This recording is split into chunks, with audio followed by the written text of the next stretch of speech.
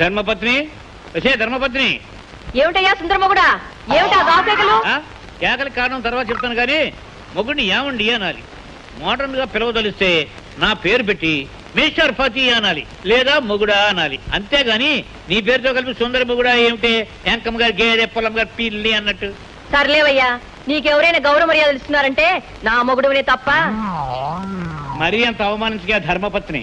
గజపతి గారి కుటుంబాన్ని, ఎస్టేట్ మేనేజర్ని, మగాడిని. పెద్ద మొగాడివే. చనిపోయిన మీ మొదటి భార్యకు బిడ్డంటూ లేదు. నన్ను కట్టుకుని 5 ఏళ్ళు అవుతున్నా నా ముఖానికి ఏమీ లేదు. నా చేతుల్లో ఏముంది? అంతా భగవంతుడి చేతుల్లో ఉంది. అక్కయ్యా సెన్సార్ తెచ్చలేదు. ఏరా తమ్ముడు, పట్నం నుంచి ఇదేనే రావడం? ఎన్నాళ్ళు అయిపోయింది నిన్ను చూసి. ఫోన్లే, ఇప్పుడైనా అక్కడ చూడాలని వచ్చావు. బావా కులాసేనా? నువ్వు వచ్చే ముందు వరకు విపరీతమైన కులాసగా ఉన్నా. ఏరా ఇప్పుడేం చేస్తున్నావు? పట్నంలో కొన్ని రోజులు కాఫీ హోటల్ నడిపాను, ఆ తర్వాత టింపు నడిపాను, టాక్సీ కూడా నడిపాను. అంటే నీకు డ్రైవింగ్ వచ్చునా? మీరు కారు కొంటారా? కారు కొనడం కాదే, డ్రైవింగ్ వస్తే డ్రైవర్ ఉద్యోగం ఇప్పిస్తా. డ్రైవర్ ఉద్యోగం నేను చేయను. ఆ ఉద్యోగం ఇప్పించడం ఒక ప్లాన్ ఉందో? ఏం డాడీ ఇది? 2 రోజులుగా డ్రైవర్ లేక కాలేజీకి వెళ్ళడం మానేశాను. ఈ రోజు నేనే డ్రైవ్ చేసుకెళ్తాను. నువ్వు డ్రైవ్ చేసుకెళ్తావా? కారు ఏ చెట్టుకో గుద్దేసి నీ కాలో చేయబరిగితే నిన్నెవడు పెళ్లి చేసుకుంటాడే? సర్లే, ముందు డ్రైవర్ని అపాయింట్ చేసే విషయం ఆలోచించాలి. నువ్వెక్కడ వాడవయ్యా? 9 గిలా తగులుకున్నావు. ఉద్యోగాలు కాళ్ళు ఏమిటో వినిపించుకోవే. నీకు డ్రైవింగ్ వచ్చే గొప్ప. ఊరి మీద పోయి ఎవరికారన్నా కొట్టేసి డ్రైవ్ చేసుకో. ఏమిటో చాలపోతే టపాసులు కొట్టంటుకున్నట్టు అలా డమడమలాడిపోతున్నావు. అది కాదండి, నేను వీరికి శనిగాళ్ళకి దాపరించాడు. ఇతగాడికి డ్రైవింగ్ వచ్చట, ఉద్యోగం ఇవ్వాలట. ఏమిటి, అతను డ్రైవింగ్ వచ్చా? డాడీ వెంటనే అతనికి ఉద్యోగం ఇచ్చేవచ్చుగా. ఏమండి, ఇతన్నే ఏర్పాటు చేయండి. అబ్బాయిని చూస్తే బుద్ధిమంతులా ఉన్నాడు. ఏమిటో నీ పేరు? నా పేరు చిట్టుబాబు అండి. నేను వీరికి నా ముఖానివి, నా కర్మానివి. అమ్మా, ముక్కు ముఖం తెలియని ఇలాంటి వ్యవహారాలకు ఉద్యోగాలు ఇవ్వడం మంచిది కాదు. సర్లే అవయ్యా, 4 రోజులు చూస్తావే తెలుస్తాయి ముక్కు మొహం. ప్రస్తుతానికి పనిలో పెడదాం, ఓ నెల పోయాక పర్మనెంట్ చేస్తాం. Thank you daddy. Chitti Babu, నన్ను కాలేజీలో డ్రాప్ చేసొద్దు కానీ. వెళ్ళు. సరే వెళ్ళరా బాయ్. ఇదిగో కొత్త గారు, జాగ్రత్త డ్రైవింగ్. ఏమ్మా, గుడికి వెళ్తున్నావా? ఇవాళ నాగులు చదువుతున్నానా, పుట్ల పాలు పోయడానికి వెళ్తున్నాను. మంచిదమ్మా, త్వరగా వచ్చేసే.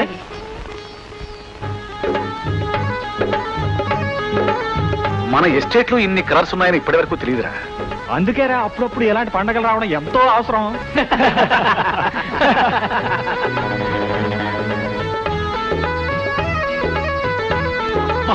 వీళ్ళను చాలే గురు, వాళ్ళ జోలికి వెళ్ళొద్దు, చెంప చెప్తాను గలవు.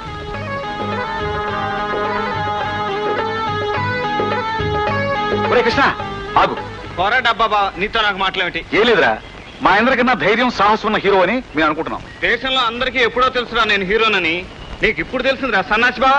నువ్వు హీరో అని, శారద హీరోయిన్ అని మా వాళ్ళంతా అంటున్నారు. కానీ హీరో హీరోయిన్ తో మాట్లాడినట్టు నువ్వు నాకు చూపించాలి. హీరో హీరోయిన్ లాగా చూపించడానికి ఇదేమైనా సినిమా అనుకున్నావురా కొండముచ్చు బావా? అది కాదురా, మా అందరికంటే ఎక్కువ ధైర్యం ఉంది నీకు, అది చూపించాలి. సరే అదేవిడ చెప్పరా చొప్పనాథి బావా. చూడు, దగ్గరికి వెళ్ళి చేయిపుచ్చుకుని శోభనం ఎప్పుడే పెళ్ళామా అని పెద్దగా అడగాలి. శోభనమా అంటే ఏమిటి? శోభనం అంటే భోజనం లాంటిదే, తప్పలే చేసే. అప్పుడు సినిమా హాల్లో జనాల మేమంతా చప్పట్లు కొట్టేస్తాం. చప్పట్లే కాదురా, విజిల్స్ కూడా వేయాలి. పూలు కూడా విసురుతాం. అయితే సరే, బయలుదేరుతున్నాడు హీరో.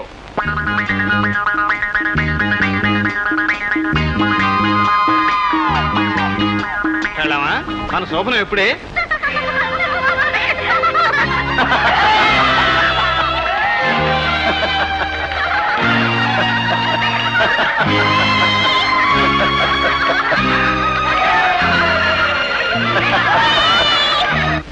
అమ్మా శారదా, ఊరుకో అమ్మా. ఎవరో ఏదో చెప్తే ఆ అమాయకుడు ఏదో అన్నాను, ఎందుకమ్మా బాధపడతావు? నువ్వు ఊరుకోనాను, నీకు తెలీదు. అందరి మధ్య అతను అన్న మాటలకి సిగ్గుతో చావాలనిపించింది.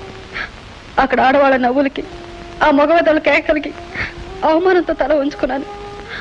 అన్నపూర్ణ అత్తయ్య కొడుకుని ఊరుకున్నాను, కానీ లేకపోతే తొందరపడి నువ్వేం చేసినా తప్పు నీదే అయ్యేదమ్మా. అంటే అతను అన్న మాటలకి నోరు మూసుకుని ఊరుకోవడమే ఒప్పంటారా? అవునమ్మా, ఎందుకంటే తెలియకన్నా అతని మాటల్లో నిజం ఉందమ్మా. నాన్న, ఏమిటి మీరు అనేది? పసితనంలో మీకింకా జ్ఞానం రాని రోజుల్లో మీ ఇద్దరికి పెళ్లి జరిగిందమ్మా. అవునమ్మా, కొన్ని నిజాలు కల్పనలాగా కథలాగా నమ్మశక్యం కావు. అంత మాత్రాన అవి నిజాలు కాకుండా పోవు.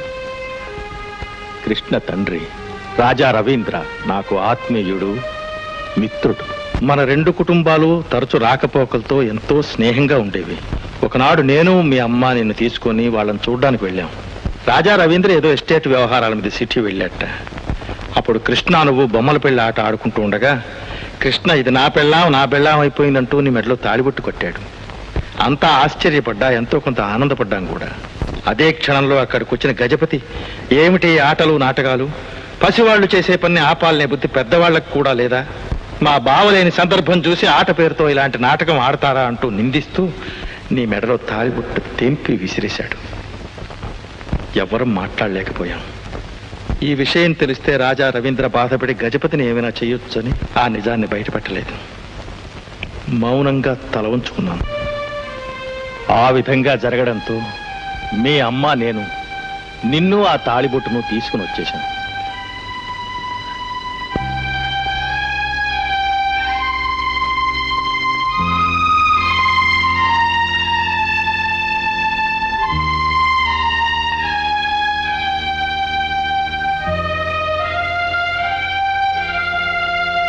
చూడమ్మా, నీ కలలు, నీ కోరికలు, నీ ఆశలు, ఆలోచనలకి సంబంధం లేకుండా జరిగింది గనక అది పెళ్లి కాదంటావు.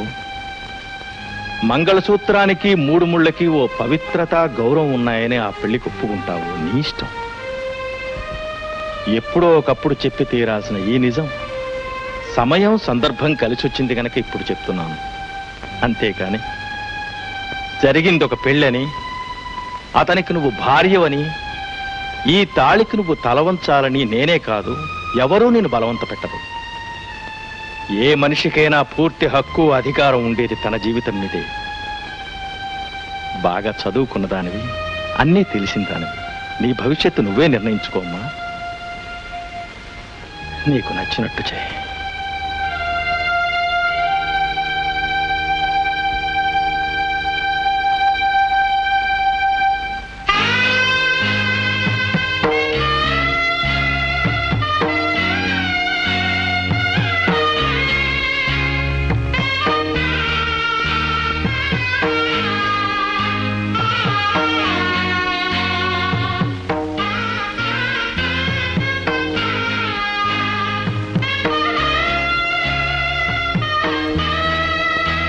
నాన్న, మంచి రోజు చూసి నన్ను మా అత్తవారింటి పంపించడానికి ఏర్పాటు చేయండి. ఏమిటా నువ్వు అనేది?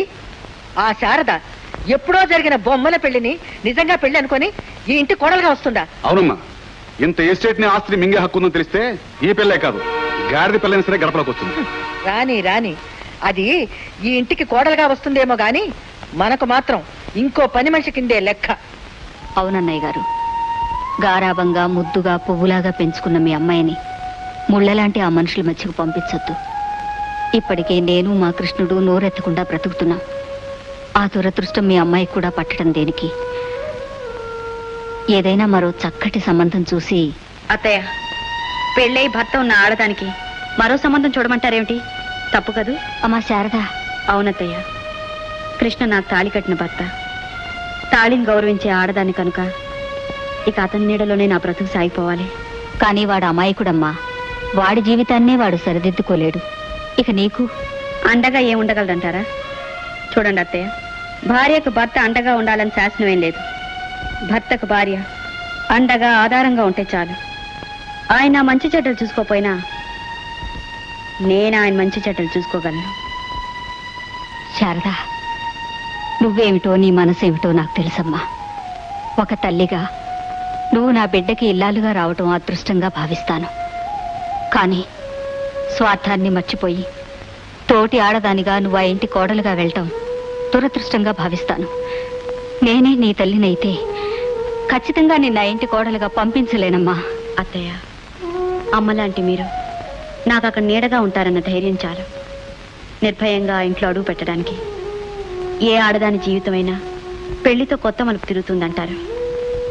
నాకెదురయ్యే కొత్త భవిష్యత్తులో నన్ను అభిమానించే మీరు, నేను అభిమానించే కృష్ణ ఉన్నప్పుడు దేనైనా ఎదుర్కోగలను, ఎలాగైనా బ్రతకగలను.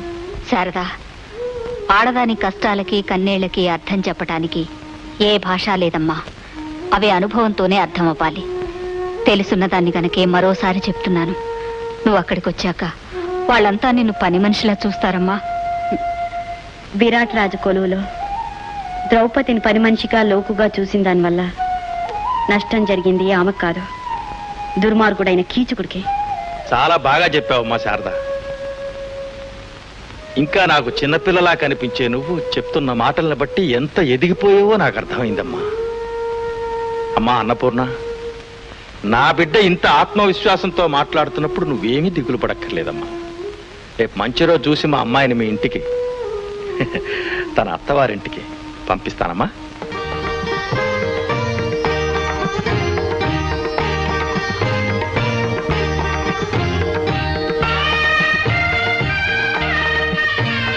కుడికాల ముందు పెట్టమ్మా. నేను జోక్గా ఉందా? శుభమా నా పిల్ల గడపలో కాలు పెడుతుంటే ఆటంబంలాగా తుమ్మేమిటి? సర్లేండి, ఆ పిల్ల అక్కడికి రావడం ఇదే మొదటిసారి అనుకుంటున్నారా? అది దాని బాబు 1,00,000 సార్లు వచ్చారు. ఇంతకు ముందు వచ్చింది పరిచయస్తురాలు శారద, ఇప్పుడొచ్చింది ఈ ఇంటి కోడలు శారద. భలే భలే, నా పెళ్ళాం భలే సమాధానం చెప్పింది కదా అత్తయ్య. పదమ్మా, పద బాబు.